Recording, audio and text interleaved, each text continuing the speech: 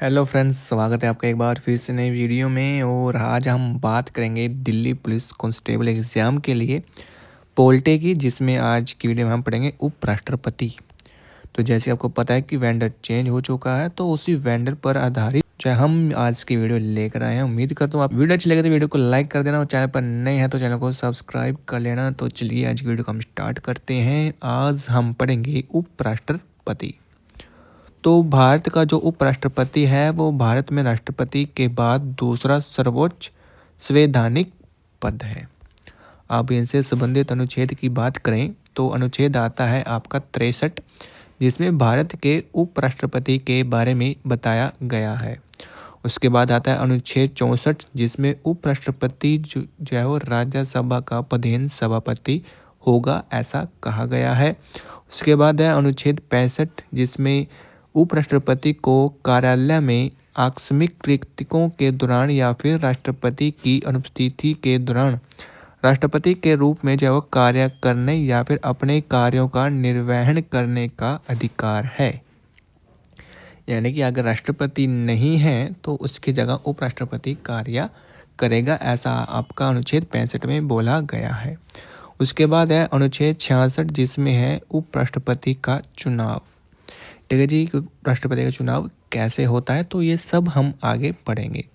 अभी फिलहाल आर्टिकल पढ़ लीजिए कि किस आर्टिकल में क्या है। उसके बाद है आर्टिकल 67, जिसमें है कि उपराष्ट्रपति के पद का कार्यकाल कितना होगा, ये सब बताया गया है।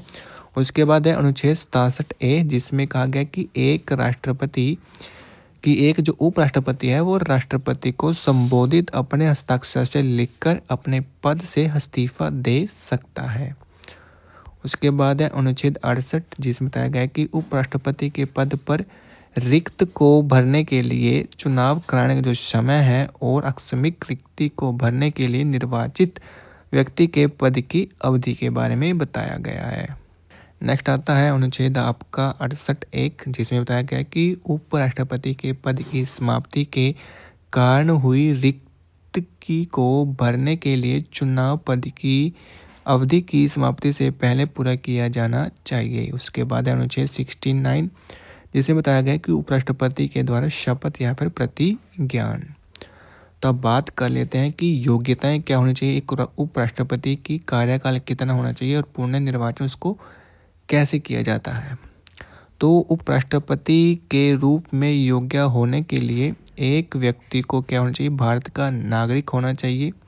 ठीक है जी, कम से कम 35 वर्ष की आयु का होना चाहिए, लाभ का कोई पद धारण नहीं करना चाहिए और राज्यसभा के सदस्य के रूप में चुनाव के लिए योग्य होना चाहिए। तो ये थी योग्यताएं। तो भारत के संविधान में कहा गया है कि उपराष्ट्रपति को संसद के किसी सदन या फिर राज्य विधान मंडल के किसी सदन का सदस्य नहीं होना चाहिए। यदि कोई व्यक्ति उपराष्ट्रपति का चुनाव, ठीक है जी, चुनाव में जो जीत जाता है या फिर चुना जाता है, तो यह माना जाता है कि उसने उपराष्ट्रपति के रूप में अपना पद ग्रहण करने की तारीख से पहले उस सदन में अपनी सीट खाली कर दी है। उसके बाद है कि उपराष्ट्रपति को 5 वर्ष के कार्यकाल के लिए जो है चुना जाता है, यानी कि अपने पद पर वो बना रहता है 5 साल तक, लेकिन उसे कितनी भी बार जब पुनः निर्वाचित किया जा सकता है। उसके बाद है कि उपराष्ट्रपति का निर्वाचन कैसे होता है। तो राष्ट्रपति का जो चुनाव है वो अप्रत्यक्ष रूप से एकल संक्रमणीय मतों का उपयोग करके आनुपातिक प्रतिनिधित्व पद्धति के द्वारा किया जाता है और यह मतदान गुप्त मतदान द्वारा किया जाता है। उपराष्ट्रपति का जो चुनाव है वो निर्वाचक मंडल के सदस्यों द्वारा किया जाता है। अब है कि निर्वाचन मंडल में संसद के निर्वाचित और मनोनीत दोनों सदस्य जो शामिल होते हैं। राज्य विधान मंडल के सदस्य निर्वाचक मंडल का हिस्सा नहीं होते।